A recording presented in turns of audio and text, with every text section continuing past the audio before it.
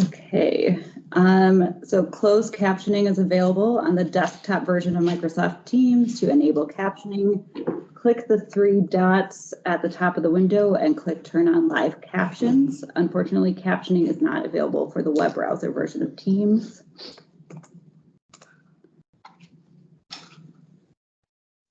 Okay. All right, so I'm going to call the meeting to order. Sure. 8:33.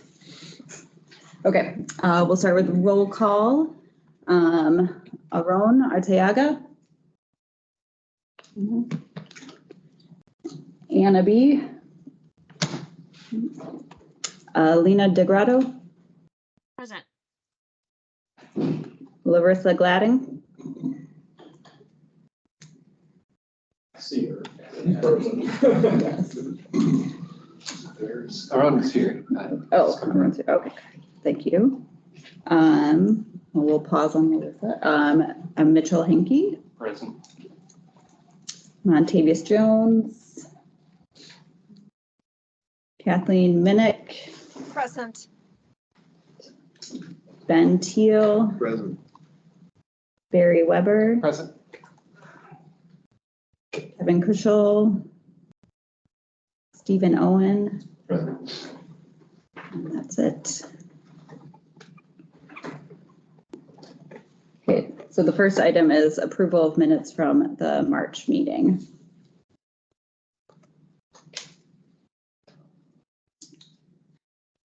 I'll move to approve the minutes from last meeting.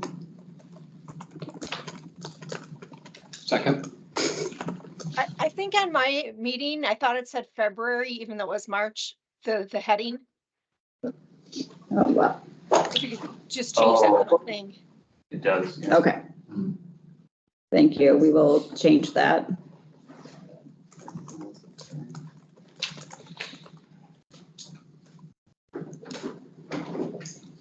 Upside of that, I would say, with that revision. Okay, with that revision, is there a motion to approve? I'll move to approve the amended minutes. Second. Okay. Great. Okay, so our next topic is the discussion on East North Avenue TID improvements, and we've got Dan Casanova and Craig Heener here. All right. Oh, and Kevin. All right. Good morning, everybody. Dan Casanova with the Department of City Development. Thanks for giving us some time on your agenda today to talk to you about the East North Avenue project. I think we're also joined by Joey Wisniewski from the East Side Bid, it looks like. We'll just spend a few minutes going through what we're thinking about on East North Avenue, but to just give you a little bit of the background, as you know, Mayor Johnson has put a high emphasis on pedestrian and bike improvements and also addressing reckless driving. And so we've been trying to be more aggressive in amending TIDs or creating new TIDs, tax incremental financing districts, to fund those improvements. And so in December of last year, the Common Council approved a new tax incremental district along East North Avenue, which is the first TID ever approved on the east side. And the reason that we were able to do that was because it is focused on pedestrian and bicycle improvements along the East North Avenue corridor. So the way this project really started, it was initiated by the East Side Bid. They hired Grafe last year to put together some concepts for improvements along the corridor within their bid boundary, which runs roughly from the Milwaukee River to Prospect Avenue on East North Avenue. And then we used some of those concepts to put together the tax incremental financing package to take to the Common Council for approval. Another reason that we're looking at this corridor is because it is a top 10 corridor in the high injury network, and wherever possible, if a tax incremental financing district is feasible, we want to use that to fund improvements there.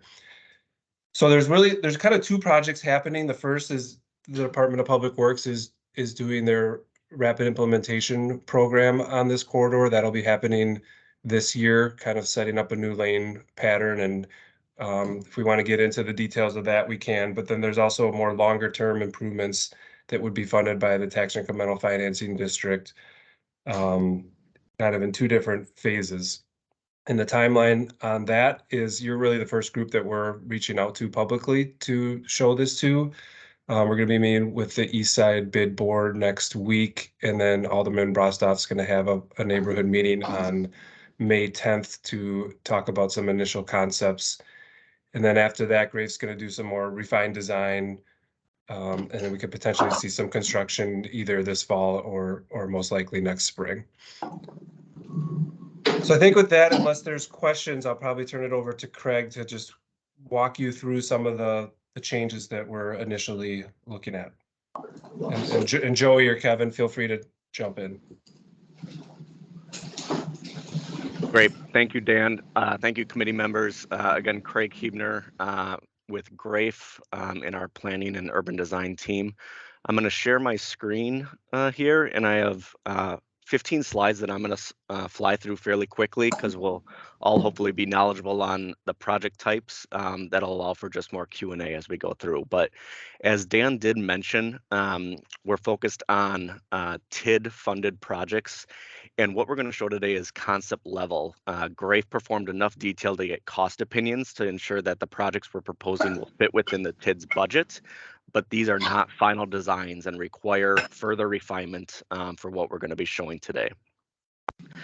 As Dan also mentioned, this is twofold. So there is a DPW rapid implementation plan that is underway. And then the TID funded projects on the right that I'll walk through, there's 10 different categories of different priority projects. With the rapid implementation plan, the key noticeable difference is really a reconfiguration of the existing travel, bike, and on-street parking to create buffered bicycle lanes, parking protected bicycle lanes throughout the corridor. And then from a TID funded priority projects, the map below, all of the black is the rapid implementation plan design. And then the red kind of overlays that and expands or enhances to make more permanent solutions for some of these priority projects. So I'm going to walk through these 10 areas just to kind of get a flavor of what these projects are at the concept level. Again, just with the existing cross section of North Avenue right now, we have travel lane in each direction. We have striped bike lanes and then along the curbs, on-street parking. And again, the proposed configuration with the rapid implementation plan is to create parking protected bike lanes, but we are not proposing a change to the curb-to-curb width. So what that results in is actually a loss of on-street parking on one side of the street for the majority of the corridor. And so I would just add to that Alderman Brostoff has really prioritized having a consistent bike lane throughout the corridor over on-street parking. So he is looking for advocates in the bike and pedestrian community to help make the case that we should be removing parking in certain instances to make the bike connection stronger. Thank you, Dan. So first priority project is the Cambridge intersection. I'm sure you're all aware of this complex intersection, but the change here is both aesthetic and traffic calming in nature. So what you see is on the eastern side of Cambridge, a tabletop intersection, and then the inclusion of some bicycle protected curbs and enhancements to crosswalks, as well as inline bus boarding stations at this intersection. So this would be a welcoming entrance and arrival into the east side with a combination of aesthetic and traffic calming elements.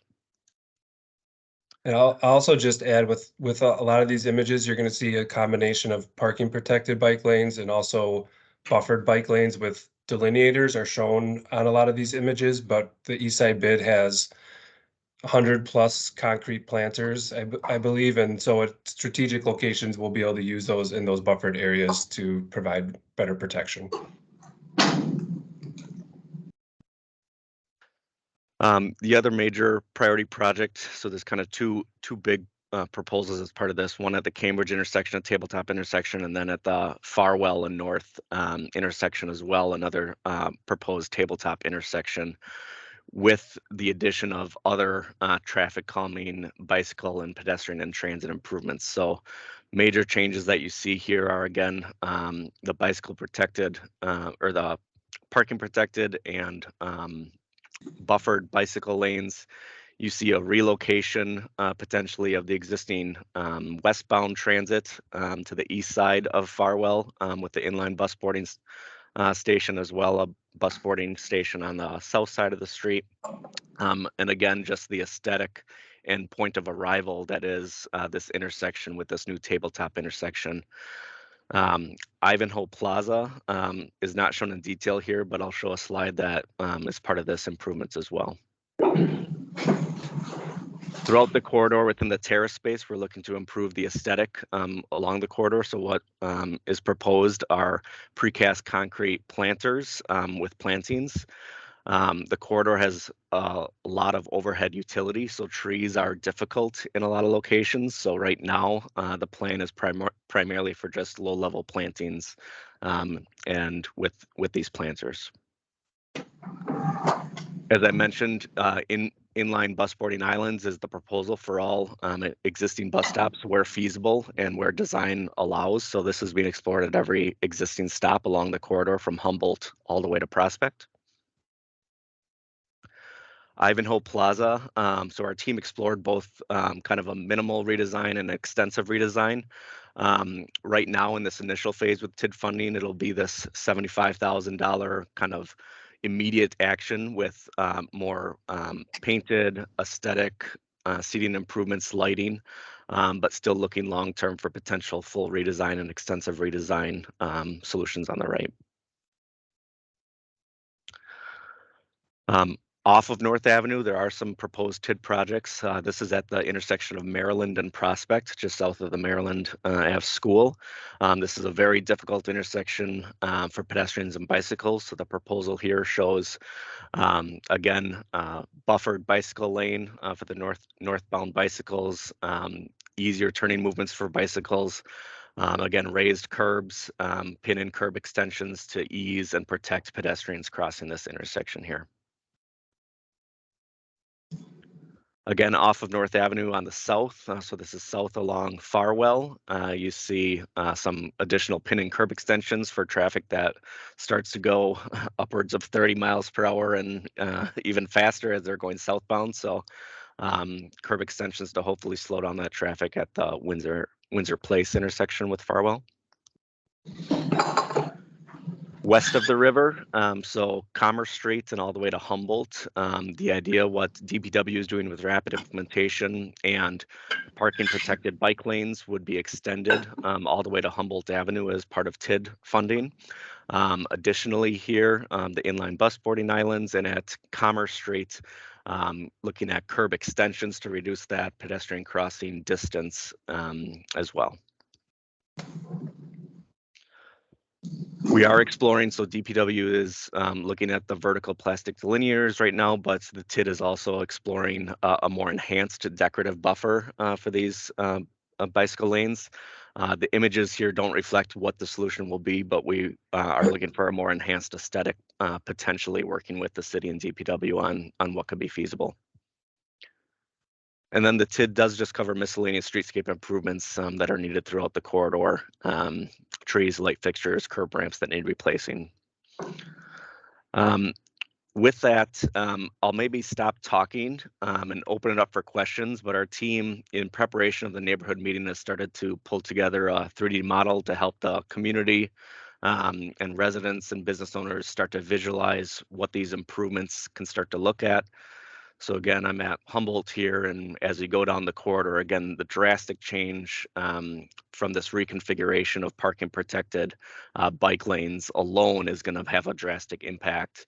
But then we feel when you get to the Cambridge intersection, this sense of arrival with these tabletop intersections, new median design, the inline bus boarding islands will have significant traffic calming impacts and safety improvements for this entire corridor. I'll stop talking here. And Dan, I don't know if you have any final comments, or Kevin or Joey want to add in as I'm flipping through this.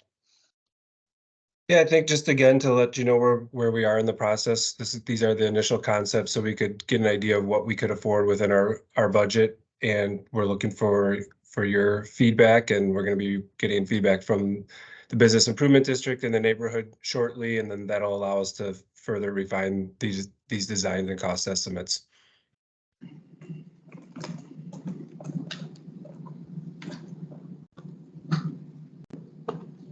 I have a question for DPW. It was mentioned that the bid could place planters that they have in the buffered bike lanes. Is that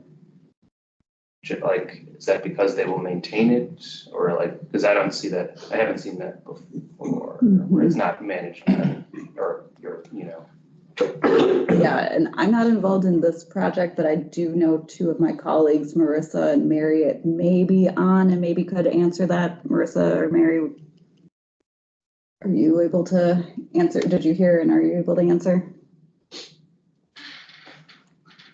I'm here. This is Mary.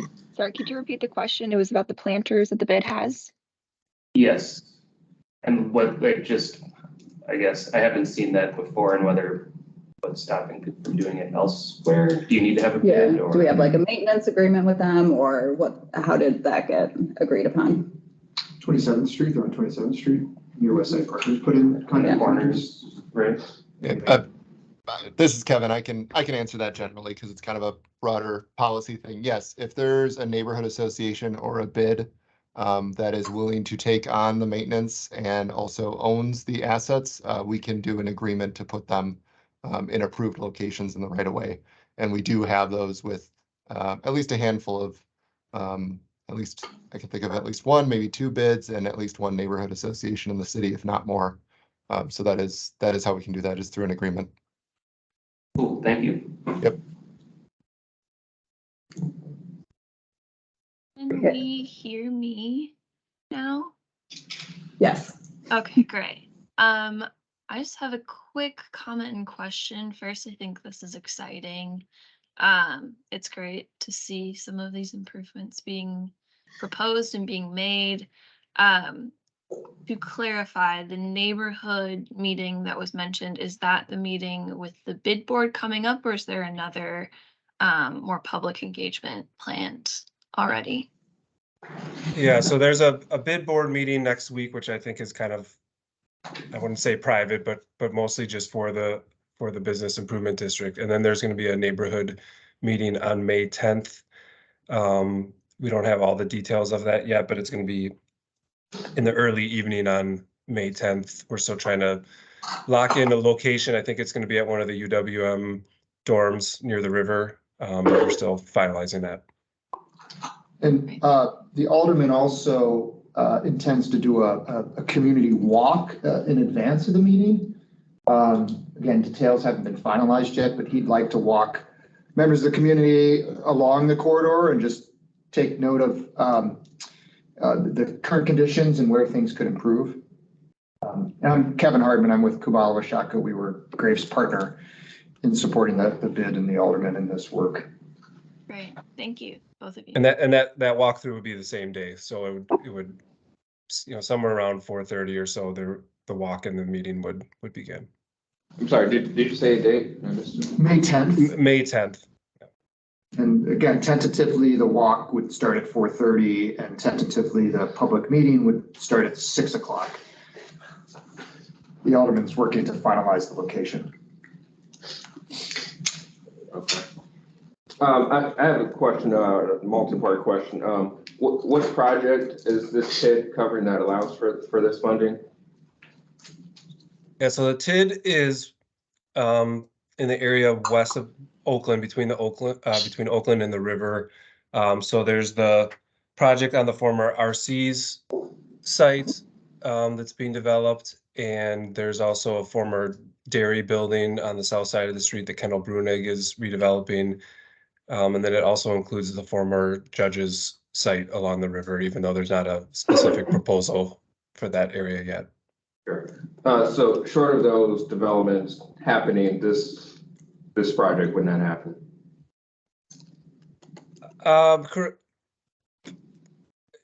Hard to say, but we're trying to be more aggressive in creating TIDs in spots where we know that there's likely development occurring, so that we can utilize the TIF funding for these improvements, but those projects definitely help make the case. Yep. Correct. So I'm very excited about this project. Like, it's going to be awesome. Can't wait to utilize the facilities. My concern is that in the areas in the city where we're not getting any RC redevelopments, we're not getting any Kindle Brewing redevelopments, we're not getting any Judge redevelopments. Those parts of the city that are hard to get new developments occurring, they don't get these TIDs, so they don't get these projects. So my concern is, where it can happen, it happens, but in those like communities where, we have those high pedestrian fatalities and high injury networks, those in the Black and brown communities who just don't see the same type of development, so they're left behind and get in these facilities. So I love that it could be funded here. My question is, how can we replicate this in other parts of the city that also deserve quality biking and pedestrian infrastructure like this? Yes, I think this is but not just you, but I just want that on our minds, Right. Yeah, I think this is kind of a new model that we're testing here.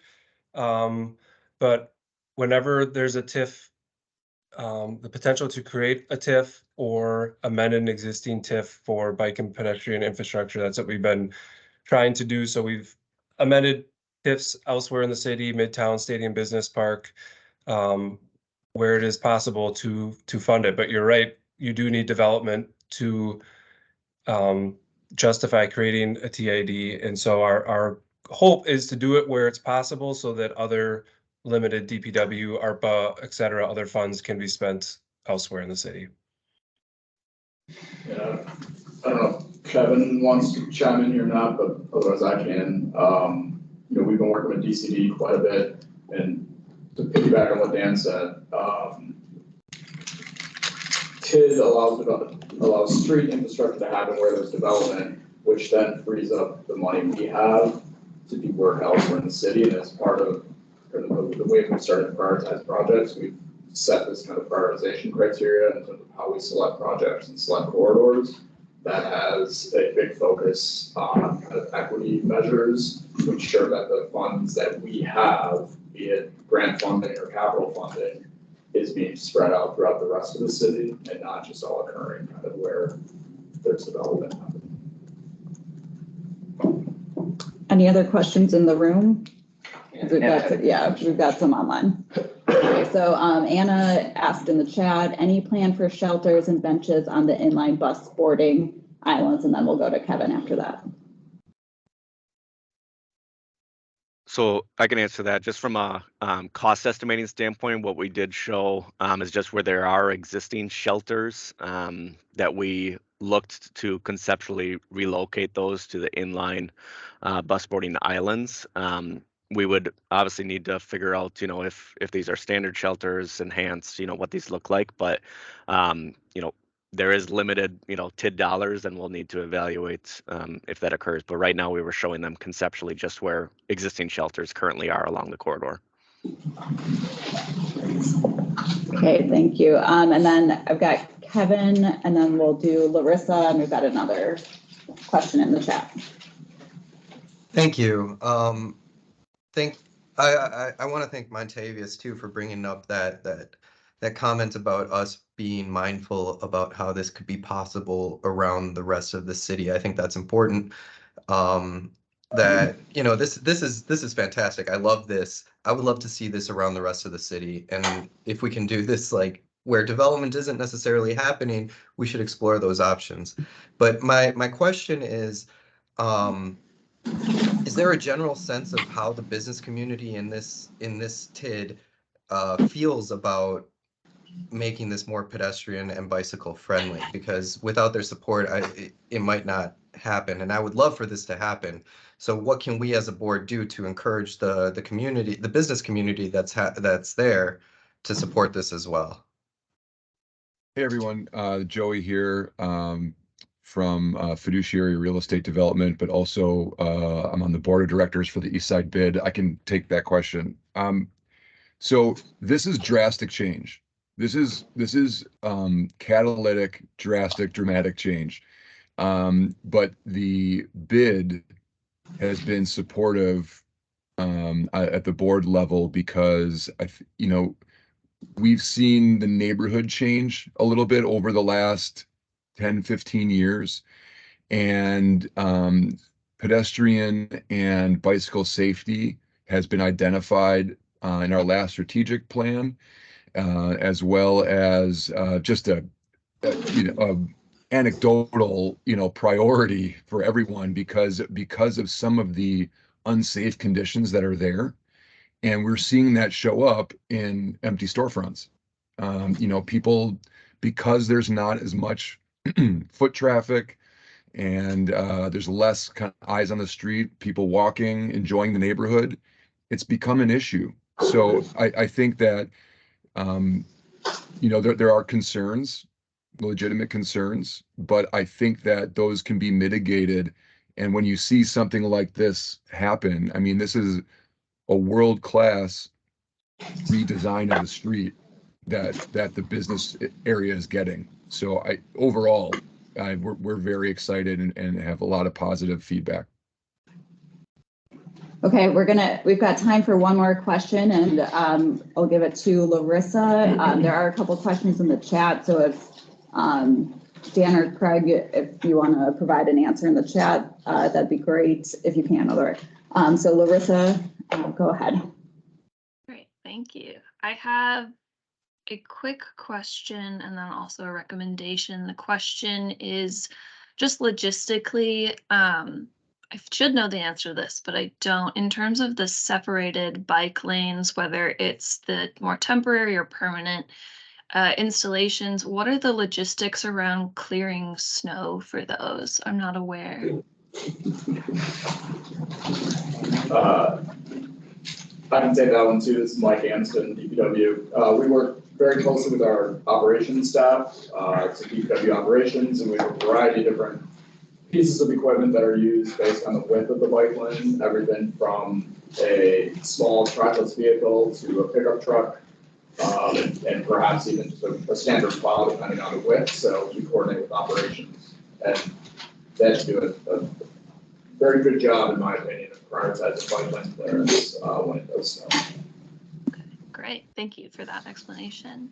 And then I have a quick suggestion that maybe is something that we can talk about more outside of committee if it's something that we want to consider. But in terms of the conversation around the fact that we see this project, which is very exciting and lots of great precedents for the city, happening here, but not elsewhere in the city where they may not have kind of the development that our TIDs require. Perhaps it might be worth the bid partnering with Frostoff or with Grafe or with us, just kind of document how the context of this situation, how it's come about, and the different steps strategically they've taken to make this happen. Because I know this, like Joey said, this has been something that they've been working on for quite some time. And for the sake of providing a resource to other neighborhoods, and then also just kind of historically documenting the context of how these projects happen, it might be useful to kind of get something like that that the city or we can kind of provide as a resource for the future. Larissa, I'd be happy to work with you on that, or anyone on the committee, kind of like a timeline of how this all came together and what it all took. And we agree that we would love to partner with any other neighborhood to help them achieve this. That would be fantastic. And I'll add that, we started talking to Joey, what, a year and a half ago, maybe, Joey? At least. Yeah. So, I appreciate the comment and question, because there very much was a process here of discovery and uncovering and bridge building and, analysis, goal setting that really is applicable to all other, this is such an elemental aspect of us creating an equitable and safe and enjoyable city, and it applies everywhere. So please, to the Eastside Bid or to the Grafe team and the TKWA team, we'd love to help all the neighborhoods. Okay, thank you everyone for that discussion. I'm going to make a suggestion, since we've been joined by a number of guests here, that we switch agenda items 5 and 6, so we can have our students from Golda Meir present. Is that okay? All right. Turn it over to. Good morning. My name is Erin Bailey. I'm a 3rd grade teacher at Golda Meir School. And I put together a group of 15 students in January, and we wanted to solve a large problem. And so our mission to do that was to first select a problem and then put together a plan to solve that problem. And this is the last steps of that problem solving. We partnered with the Wisconsin Bike Federation, and we did a traffic study and gathered signatures on a petition in an effort to slow traffic by our school building. I've been there 17 years. Ms. Blake, who's here with me, has been there many, many years also. And we have seen the traffic get increasingly worse. We are grades 3 through 12, and our parent pickup is across Val Phillips. And despite having 15 school buses on Val Phillips at any given time, the cars are still going in excess of 40, 45 miles per hour. And we do have crossing guards in both morning and afternoon that have literally had to save our students' lives by pulling them out of the crosswalk because cars aren't stopping. And so our students worked with the Bike Federation and did this traffic study, noted where the crosswalks were, noted where there was missing signage or not enough signage, where lights were missing that could potentially make things safer. And they have written letters to explain what they'd like in an effort of traffic calming in order to slow the traffic by school to make it safer for our families. So if you don't mind, they can read their letters. All right. You guys want up, Martel?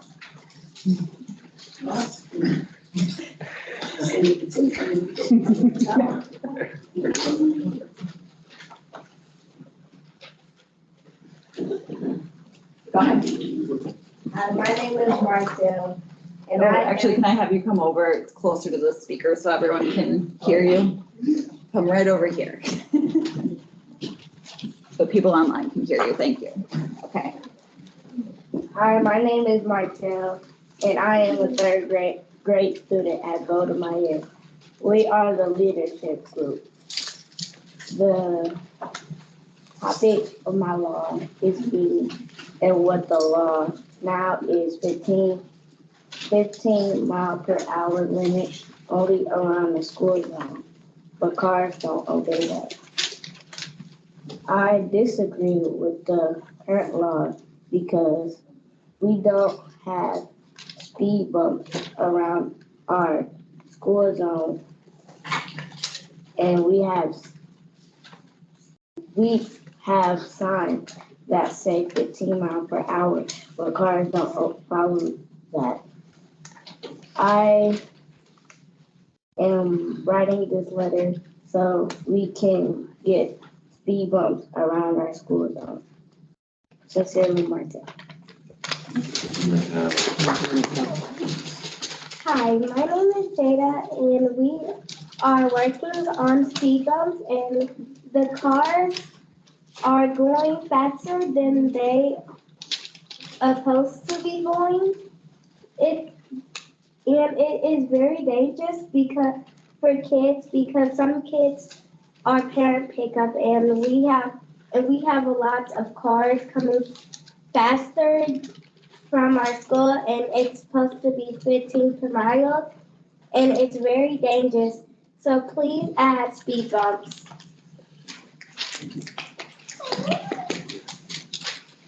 Dear County Council, my name is Sandra Hall, and I go to Golda Meir Lower Campus, and I'm a part of the leadership group. And why are you talking about is speeding? It's important because in the morning and afternoon, cars are constantly speeding, and kids and families can get hurt. The law now is to go 15 miles per hour, but a lot of people go over 30, 40, and 50 miles per hour in the school zone. The reason why I'm writing this letter is because cars are speeding in school zones, and leadership wants to make sure that they're going 15 miles per hour. They're significant about reckless driving in Milwaukee and they don't pay attention. Many people driving today are distracted by their phones and not paying attention either. In the school zone, the speed limit is to go 15 miles per hour, but cars do not obey the law in Milwaukee, Wisconsin. Thank you for your time and consideration. Sincerely, Milwaukee.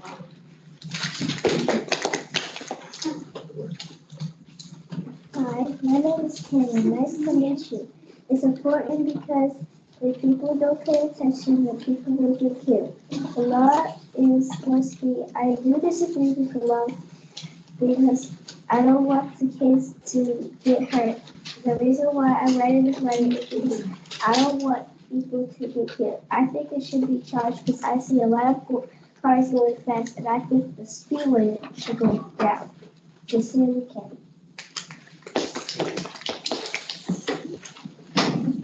Dear Common Council, my name is Tam, and I am the third grade at Go to My Year.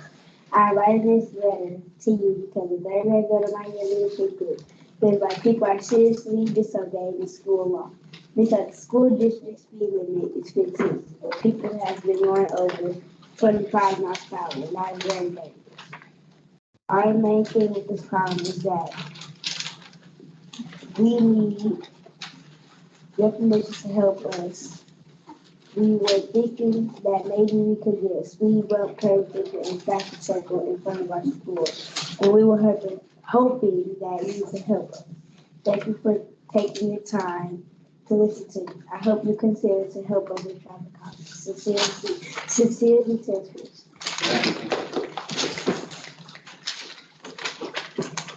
Dear Common Council, hi, my name is Ava and I'm 9 years old.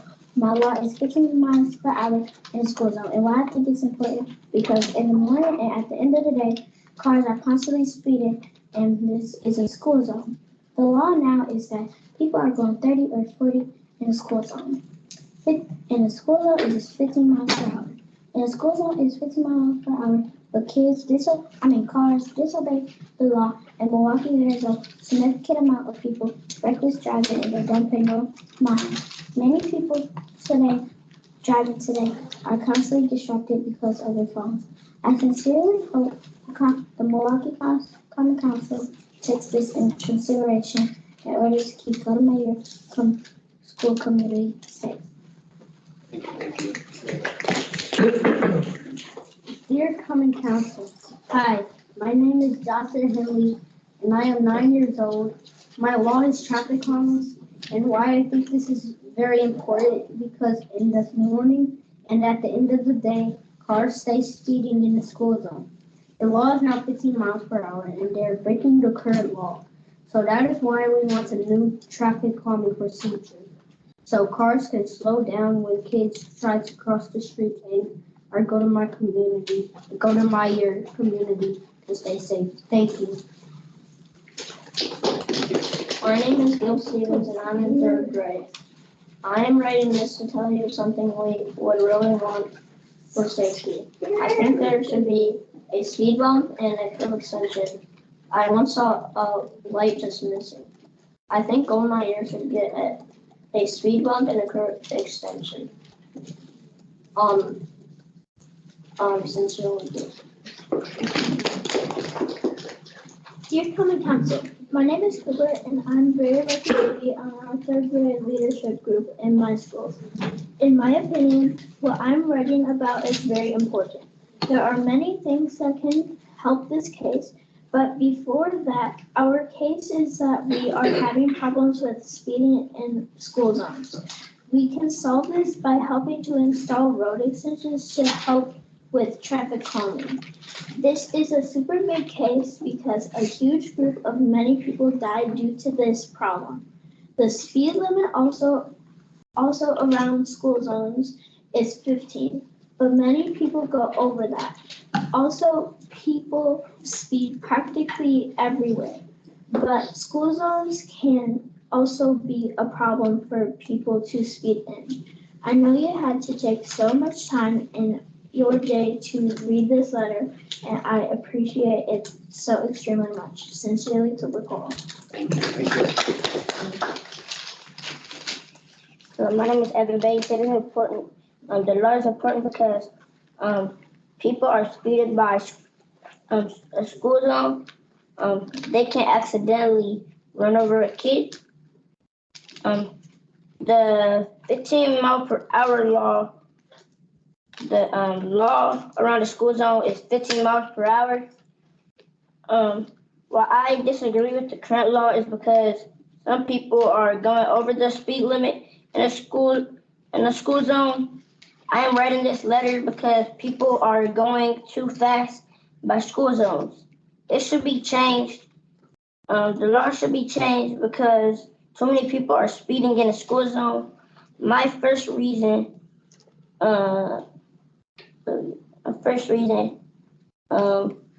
is that too many people are speeding by school zones.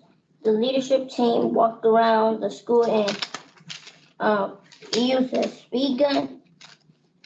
My evidence proves that too many people are speeding by school zones. My evidence is that when I was on my way to school, someone almost hit my mom's car. My evidence proves that if too many people are speeding, somebody else can get hurt. Sincerely, Evan Bates. My name is Renaya, and I am in third grade at Golden Meyer. I am writing about the fact that there are a lot of reckless drivers in Milwaukee, and I never really ever pay attention while driving. A topic that is really important. Currently, things for the street need to be made, like speed bumps and curb. Going past the speed limit is dangerous. You go past the speed limit is 15 miles per hour in the school district. Then kids might get hurt. I also believe that Wisconsin should change its laws for new speed bumps. There are many reasons why Wisconsin should require that all the street accessories. First of all, it would be less dangerous for the kids and adults. I think with new street equipment, the streets will be safer. Sincerely, Renaya. Thank you.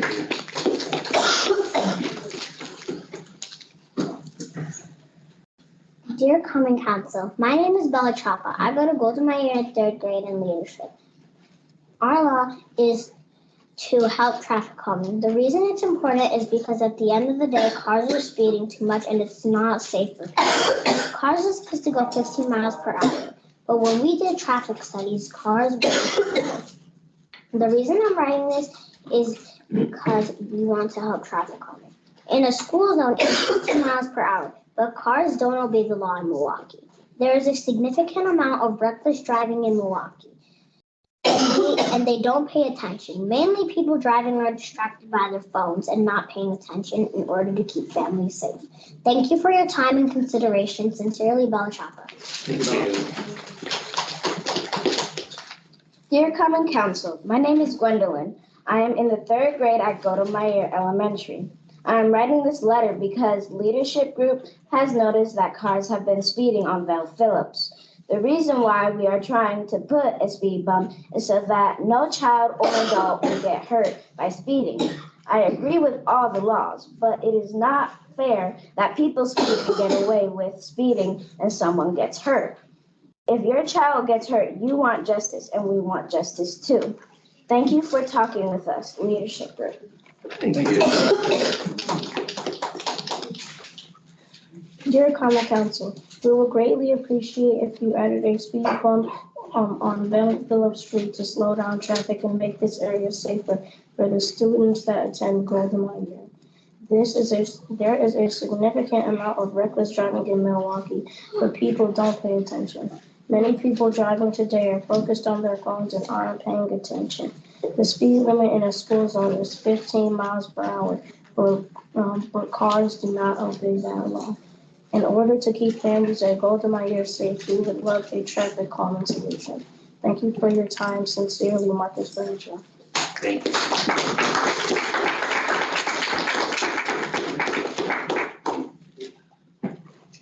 So again, thank you guys for your time. I can also send over the worksheets that they completed as part of their traffic study also, so. Does anyone have questions? If you want to go ahead. No, you can go ahead. Okay, all right. So I was listening on the big board here upstairs in my office and decided to come down because this is amazing. My name is Kevin Muse. I'm city engineer for the city of Milwaukee, which means transportation infrastructure is part of my job. So thank you for coming down here to speak with the advisory committee here, and thank you for all of your work on this as part of this project. Good news is we do actually have a couple funding sources right around Golda Meir. And so we were talking about TID for North Ave. There are 2 TIDs that are going to be investing around the Walnut and MLK intersection. And so we will be working, I actually have a meeting on May 8th with principal, get her name right here, but Michelle Carter. Thank you, yeah, Ms. Carter. So I do have a meeting on May 8th with her to talk a little bit about issues of traffic safety around the campus and speeds. So I definitely appreciate your feedback on in front of the lower campus there. There's definitely a lot of challenges. So we are at this point planning either this summer, we'll be doing some work this summer, some work next summer in that area. So hopefully we'll be able to do some things like you talked about, like speed humps to really improve the situation. So we really appreciate your feedback. You are awesome. Thank you for coming down. It takes a lot of courage to get up in front of a room and speak publicly, and so I really appreciate that. Thank you.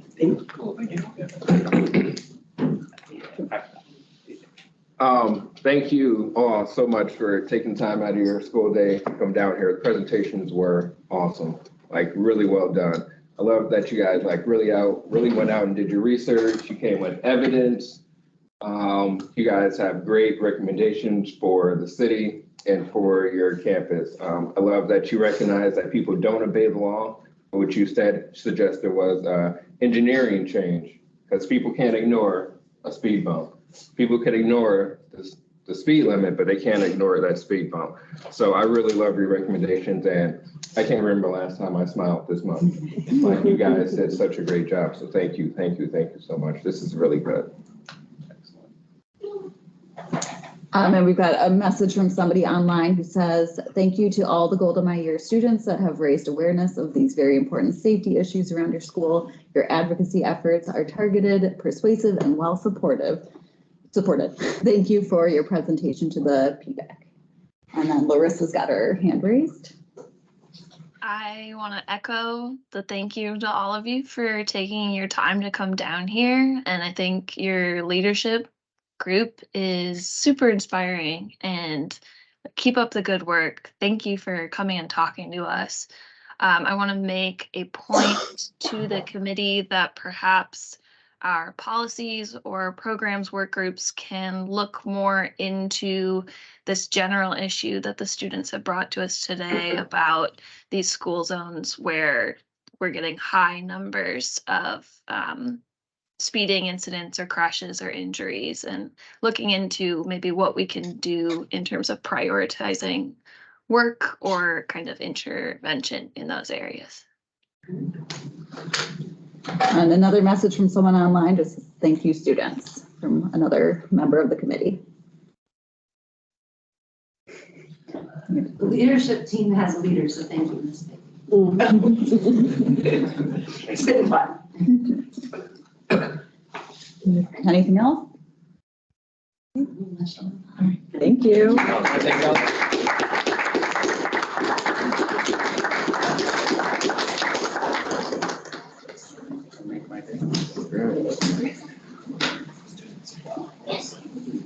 So we're going to go back to I feel like I'm double dipping. You kind of are, but that's okay. You've got kiddos in your hands. Great.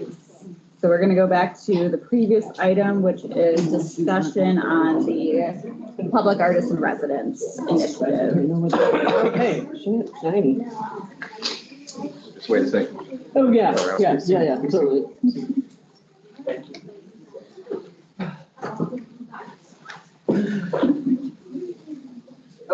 Yeah.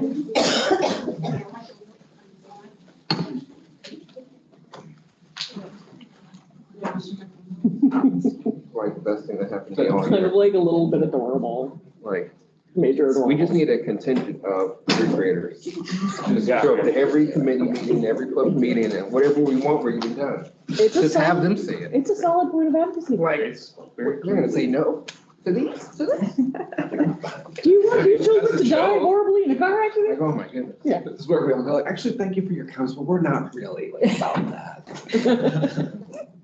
Man, that was good. That was good. Okay, All right, very cool. Super. let me know when to switch slides. Okay, I think you got it. So, hi, my name is Sarah Davitt. I am the PAIR program, City Artist in Residence for Milwaukee. I'm working as a kind of a contracted artist, embedded with the DPW and the DCD. So you can advance it because it's sure, whatever. Slide. I've been a working artist for as long as I can remember, but making large-scale retroreflective art environments inside the community. So these environments have been used to tell stories about subcultures, history, humanity. One of them that you'll see, a project you'll see later, I asked the question, if you, your history, community, or identity was a constellation in an undiscovered universe, what would that constellation be and what story would it tell?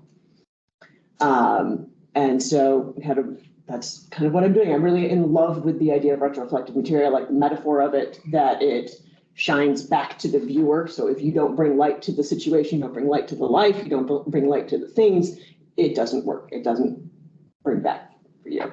So go ahead and hit next. These are just a couple of pictures of projects that I've been involved in. This was in the Redwoods in California. The banners in the back are actually 15 feet tall. And was an engagement project. The next one was in sort of part of convention, and both of those pieces were connected to virtual reality. So if you played a game on your phone, you change the light and sound of the art in front of you. The third one is the constellations piece. I had been previously limited to 2-inch tape because I would need a forklift to lift the giant roll of retroreflective material to make a bigger piece. And then the next one, this was actually a safety themed bar at Burning Man. So we served tea because safe tea, and covered the entire thing in retroreflective material and created a wonderful point of engagement for people. So the point of engagement is typically a place for gathering, community engagement, storytelling, and outreach and camaraderie. It can be a lot of things. And if you go to the next one, this is the project I'm currently working on, which is basically a safety themed traffic cone Mad Max style art car.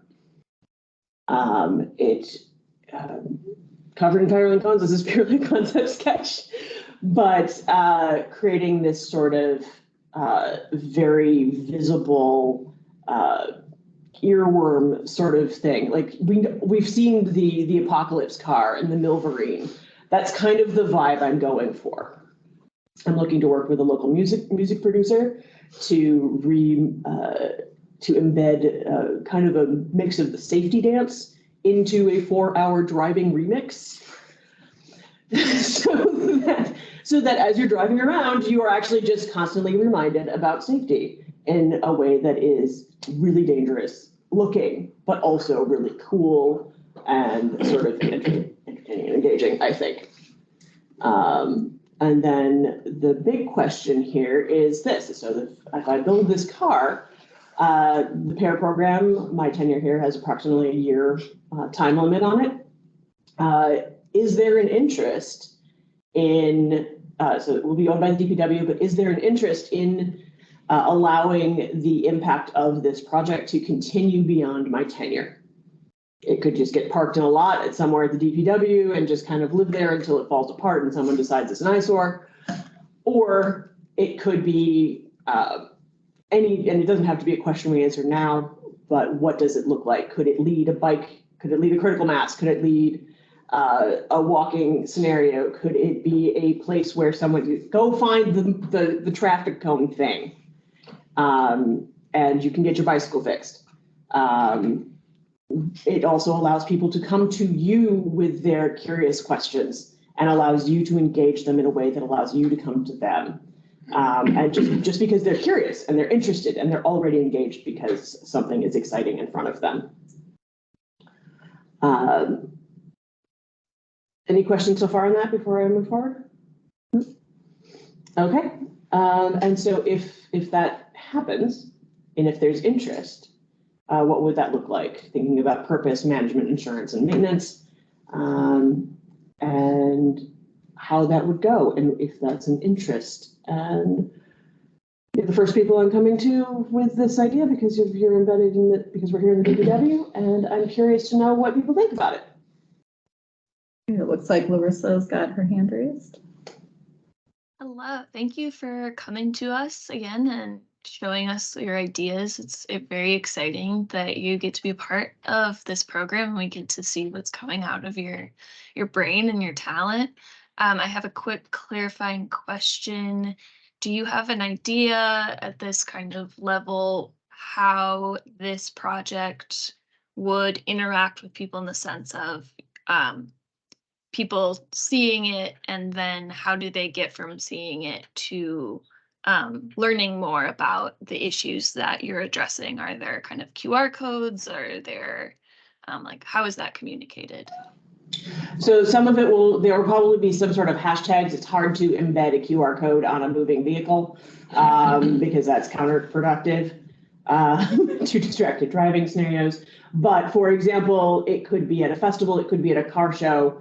You could use it as a point to hand out literature and engagement, or even just information gather and talk about people's experience driving or being a pedestrian or bicyclist in the city. So probably including literature, maybe some stickers. It depends on sort of the budget and where this goes and how far people want to take it. It's also just a moving landmark. So if the bike ped wants to pick it up and use it, they can bend it to their whim as long as the DPW is on board.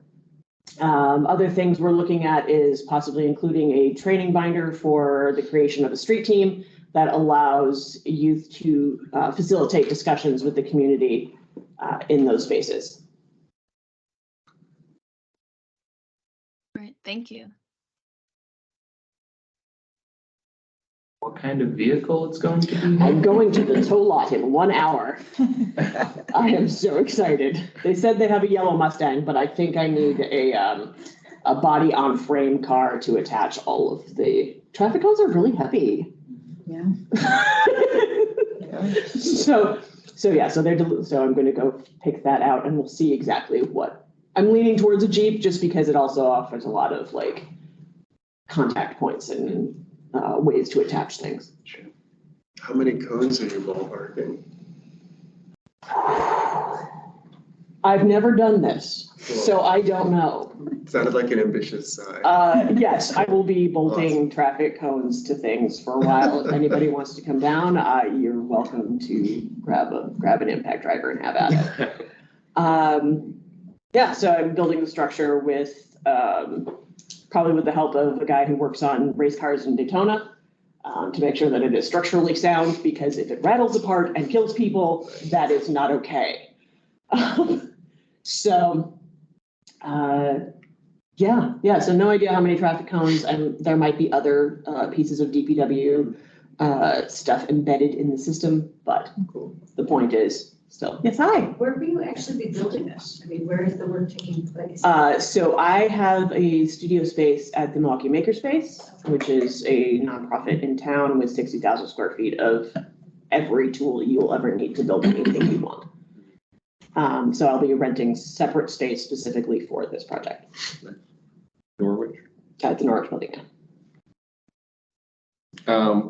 Just thinking about who might be interested in this, I'm thinking local insurance agencies like an AmFam or AARP. Right, that could actually be used to fund community efforts in the same way like the TID thing like funds. You could say, hey, you can rent this for your corporate event, and then use it to do community outreach on multiple levels. Absolutely. But that DPW has to agree to all that. How's DPW, and because you're a part of DPW, so DPW has to approve it? So everything I create belongs to the city. Oh. And so this is why I'm able to sort of have resources like all the traffic cones I want.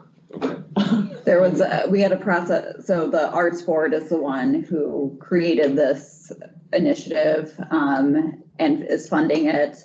And city departments had an opportunity about a year ago to put in proposals to have the first public artist in residence within their department, and we got it for reckless driving. Yeah. So hopefully we'll move the needle a little bit, but art is always kind of a drop in the bucket, and it's about creating something that ripples outward to change minds or just bring it up to the surface so people can have the discussions on their own time. How long do you think it'll take to build? I think once I get the structure down and have a general shape that I'm going for, it should be pretty fast. I'm hoping to get it started as soon as I can so that I can have it ready for kind of high reckless driving season. So that it can be available as a point of interaction for that. Okay. Do you have like any events in your head that you want to showcase this at? So there are big ones. There's stuff out at the racetrack. There's stuff at other places. But what I'm looking to do is some of the smaller little club groups that meet sort of down at McKinley Marina. They meet in this parking lot here and there, and they set up sort of intimate scenarios because it allows for more sort of earnest conversation just as opposed to Summerfest. I mean, I could park this outside of Summerfest. In fact, I would love that. But that is definitely a deluge of people and not as much earnest interaction. Sure. So during my tenure, I'm going for earnest interaction, but I'm open to just letting it live there and let people talk about it. Larissa? Yeah, just a quick suggestion. The first being that perhaps I would encourage you maybe to reach out to our strategic partnerships and communications work group, which I am a part of. So maybe I can shoot you an email or something, just in the sense of being able to provide feedback to you, or you ask us any questions in terms of that kind of public communication, specifically around bike ped information and safety. And also, I like the idea of striving for this to continue. I think there is some cool possibility of having this be something that in its life beyond this year, be something that might help teach people about maybe DPW approved tactical urbanism, or if that's such a thing, or doing more temporary installments like we've looked at, and kind of informing people about some of the ways that they might be able to organize and bring things to their neighborhood, because you've got this kind of hodgepodge of a car that you're making out of existing resources. I think that could be a cool direction that might be worth looking into. Yeah, it was one of the things is also thinking about having sort of a name the car contest to kind of kick it off into the experience. And yeah, so I will please email me if you have my message. If not, please get it through Kate. And yeah. Great. Any other questions? Concerns, issues? Thanks, Sarah. You're welcome. Let me know how you want to proceed. Okay. Next on the agenda is work group updates and discussion. Okay. In no particular order, but I did see Barry, you put together some notes on policy. You go first. Sure. Mitch and Ben, Kathleen, you want me just to kind of read that verbatim? I could. Sure. Feel free. Yeah, feel free to weigh in. Yeah, this is just my written summary that I sent to Montavious and forwarded, I think, to Mike too. But For the Targeted Improvements Committee, we've arranged monthly meetings on the second Friday of the month, so we'll meet in a couple weeks for sure. One of our current goals is improving the quality of access and connection to existing trails and bike routes. We're continuing to make a list of potential low-hanging fruit. The discussions have currently centered on enhancing connection to the Powerline Trail, so specifically 68th and Forest Home, and also 60th and Waterford. Ben has taken the lead on a lot of that discussion, so he could elaborate. And also to the Hank Aaron State Trail, especially we've been discussing the connection on the 6th Street Bridge and also 32nd and Canal. Regarding the Hank Aaron State Trail, we've been reaching out to Ms. Angela Vicchio with the Wisconsin Department of Natural Resources. And I believe Angela is here to observe the meeting, but Tavius, I know I've just forwarded you and the rest of the committee some info with Angela, where we're going to still stay in touch about some things that the Hank Aaron is planning with the DNR. There's some new signage coming, we've heard, for the Hank Aaron, which will no doubt be, I'm sure, a huge step forward. So we hope to keep these conversations going. And so that's kind of the gist right now. And Kate, you see, I don't know, this is where, again, these are just discussions. We're talking about, is it worthwhile or feasible in any way to restore the printed Milwaukee bike maps or something similar? And again, those are just discussions and brainstorms at this moment. Committee, anything I missed or anything you want to add? No, I mean, I think our goal is to find these things that each individual member is willing to kind of engage with and follow through on until there's something that the larger group can do to help. Yeah. Oh, and we do have a really well-created, so far, I'd say, Google Doc that we're all kind of we're adding our list of just different hot spots or different things, like just different areas where we're noting, especially, hey, the bike lane here could use some reminders about getting repaved or repainted. Or, hey, this has 6 blocks where there's no bike lane, but then it connects again, so what can we do there? So yeah, that's where we're gonna just keep that discussion going. Okay. Sounds like you guys got a lot on your plate. This is for all the work groups. Do we think over the next, couple months, few months that we can get, 3, 4, 5, goals for the next year? If we want to work on this specific policy, and here's the outcome that we're going to do, here are the steps that we're going to take to get there. Because there's going to be all kind of other stuff that we can add to the list, but we need to at some point, get to the ones that we're working on. So then we as the group can help each other, navigate through the process, getting those, actually implementing new policies or looking at policies. Sure. I mean, I know on our group's end, there's that kind of discussion of when we look at all that we're coming up with and to identify what are some of those like real core goals we want to have or things we want to really work on. And also what, again, is, to use that metaphor, the low hanging fruit. What is the stuff that we feel that we can kind of like bring to the group and get done quickly and without too much elongated period. Yeah, and I think that's it's a good mindset and philosophy to have, because again, we are a volunteer group, we got limited time. So what is that low hanging fruit that we can't do that? It's within our capacities. Thank you, Ashley, for the update. Larissa, can you give an update on strategic partnerships? Yeah, so we attempted to meet twice this month and were not successful. So I know we've talked a little bit just about kind of just generally working on making sure those things happen. But where we're at this point is we do have our monthly scheduled meetings. So hopefully, and they're scheduled for the week after these monthly meetings. So we are intending to meet next week, and so we'll be able to discuss some of the things that have come up today, as well as the matrix that we have in terms of some of the key partners we've identified for the committee or that might benefit from the committee, as well as our kind of goals, which still stand that we shared the last meeting.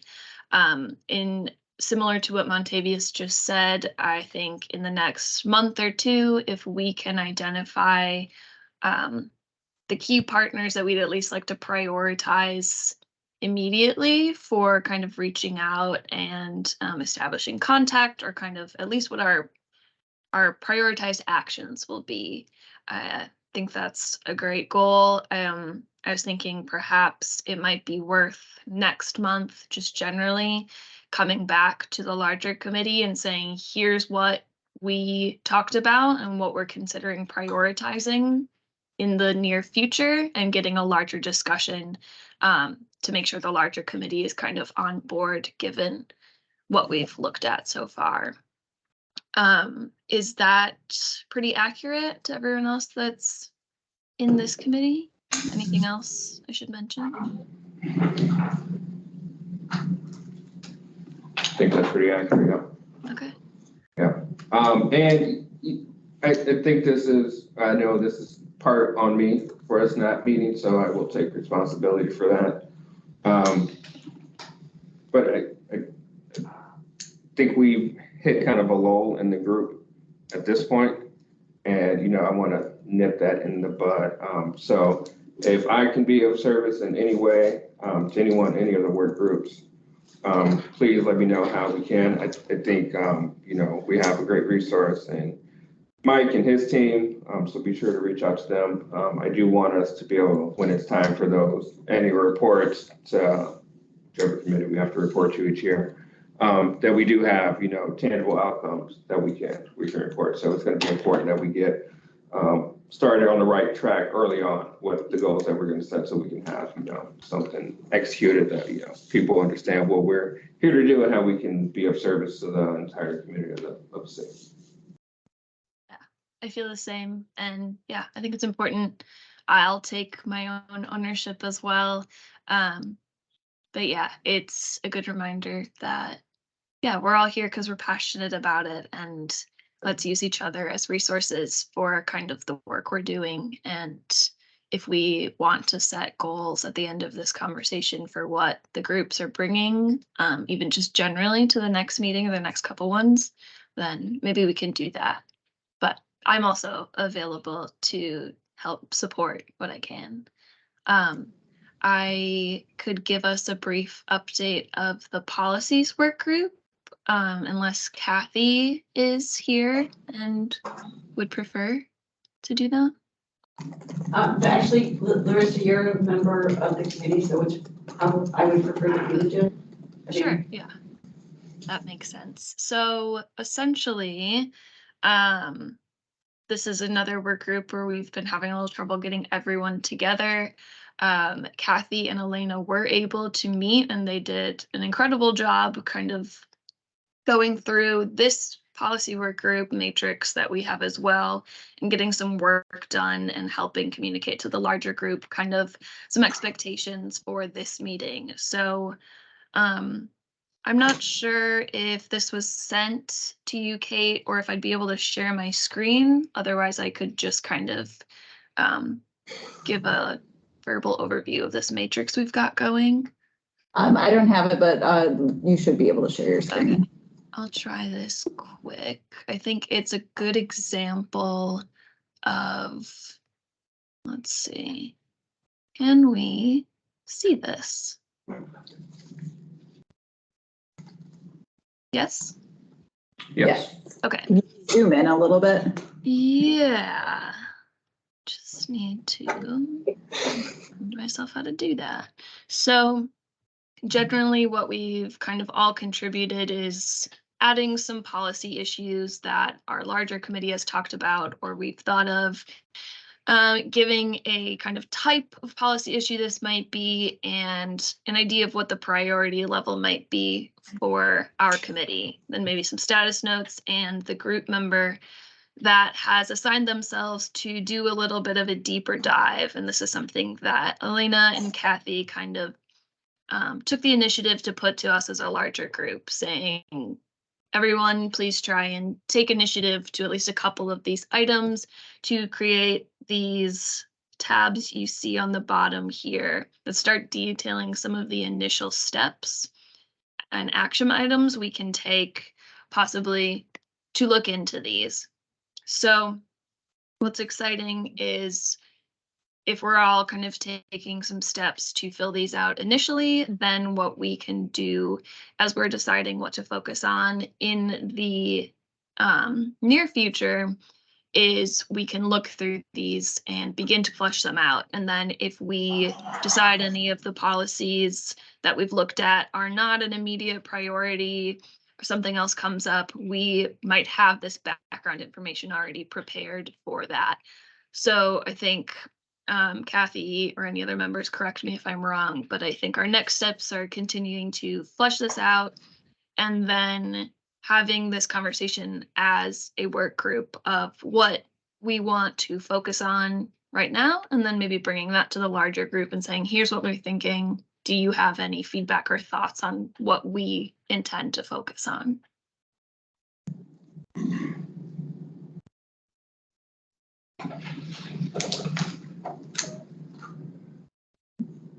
And that's what I have for that group. Awesome. That matrix is really good. I think we could use that for some of our other work groups. Could you send that to me? I might not really have access to it, but just figure out. Yeah, I'll send a downloaded version so we're avoiding the conflict we talked about last time where we're not all over quorum working in the same doc. So I can send a downloaded version maybe to Kate, and Kate, if your team could send that to everyone, that'd be great. Yep. Awesome. Okay, last work group, targeted improvements. Excuse me. Projects, excuse me, not targeted improvements. Projects, which is one of mine. Who else do we have on? Me. Okay, so we did meet last month. So thank you guys for joining that meeting.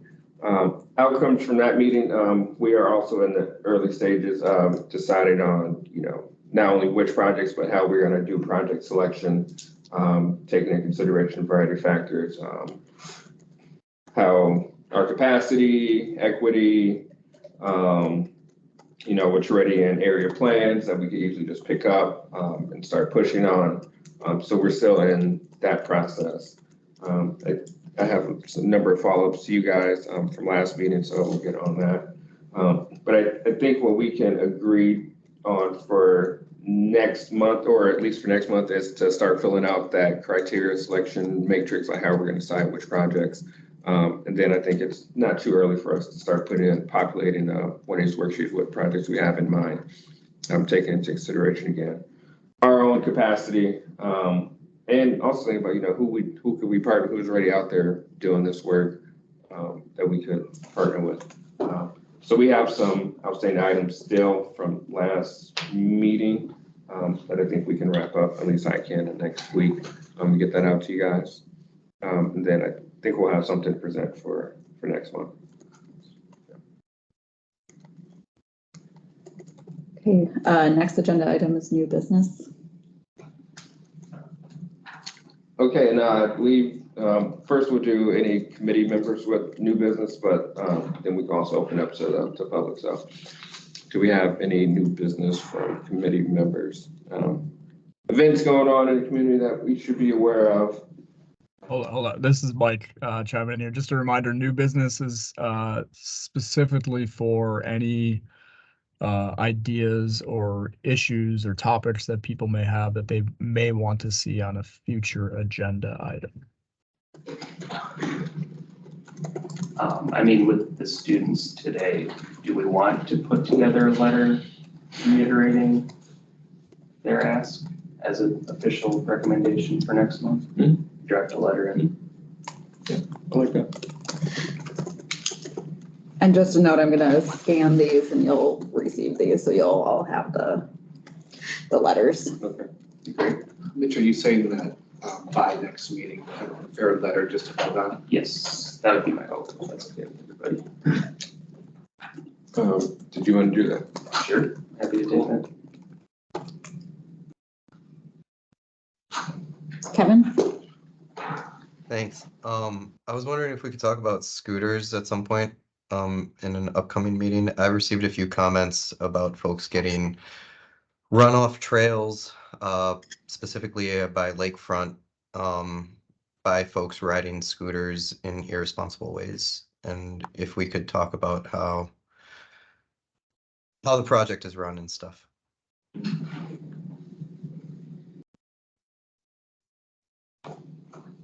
Anything else? Okay. I got a comment. I would like to see if there's anything that we can start talking about to work more efficiently as a group and groups to like come out with strategies, how we all can be more inclusive, and also to try to figure out who we are, to figure out our strengths. That way we can work better as an actual group. I can bring in my experiences, what I know. Somebody else can bring their own experiences without assumption of anything else. That way we can actually create change. And another thing that I wanted to also bring about was what's actually proving that we're actually connecting with communities and actually hearing them, having them guide what they need instead of us saying or thinking what they need, and then it's not sustainable. Then we have to figure another thing out. Sure. You get what I'm saying? So it's like, how are we gonna start fixing an issue that we haven't even started talking about the actual root cause? Yeah. You know what I mean? And let's start talking about that and then go from there. You know what I mean? Like, we all know what it is, so we gotta start talking about it. Yeah, I think that's a great point. I think that is something we can start working out in the work groups, because those are going to be the people we're working most closely with. So if, it doesn't have to look the same for each work group, but, you guys, get together and talk about, your strengths, like where you want to work, where you can work, what you can bring to the table. I think that's a great point. And as far as making sure we are not working from a top-down approach. I've heard that a number of times from our group over the last few meetings. So I guess it's on top of people's mind that, we're not coming into communities, with the answers, but we are actually serving and we're listening to what the issues are and how to best address those with our capacity and skill sets and knowledge. I think that's where we really can help with the strategic partnerships, communications work group. So we are making those connections with the various neighborhood groups and different players in different areas, so that we are coming in, we're partners and not dictators. So yeah, let's have a talk about it. Great points. Okay. Next up is upcoming events and announcements.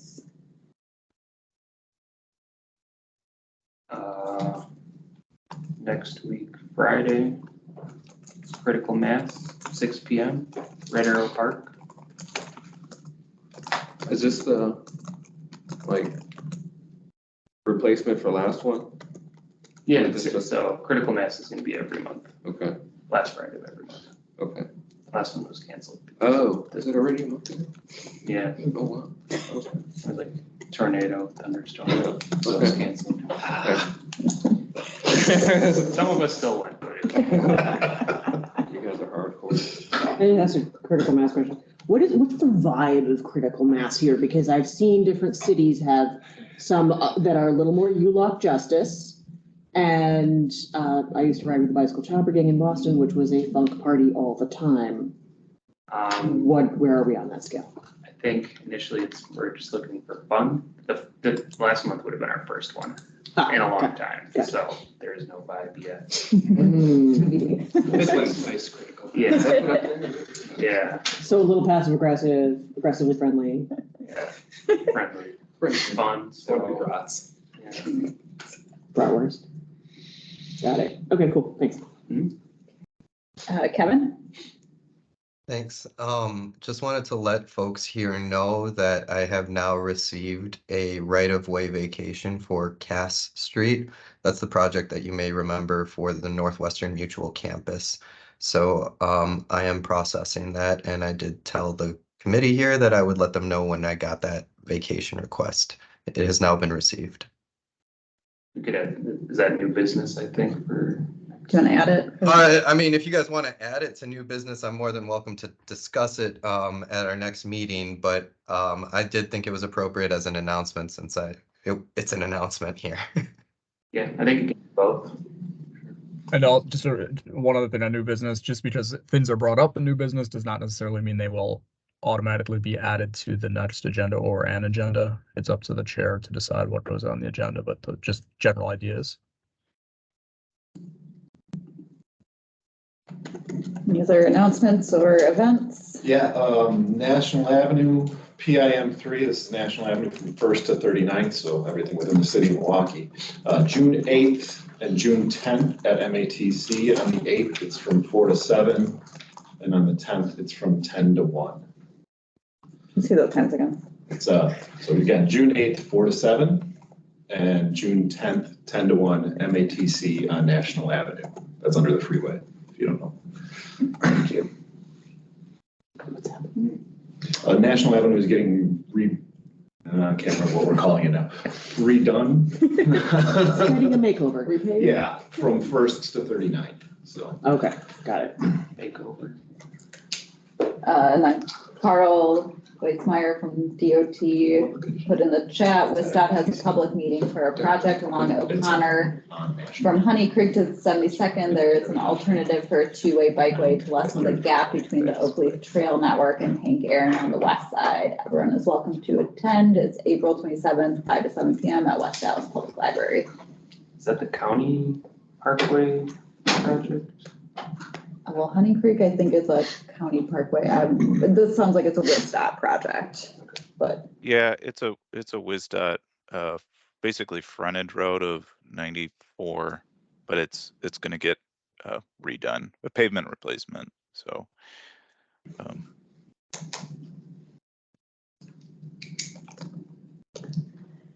Anything else? Is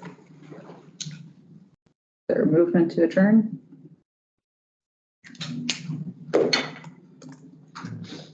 Okay, we got Wisconsin Bike Week interest form in the chat as well. So got any events happening? Fill that out.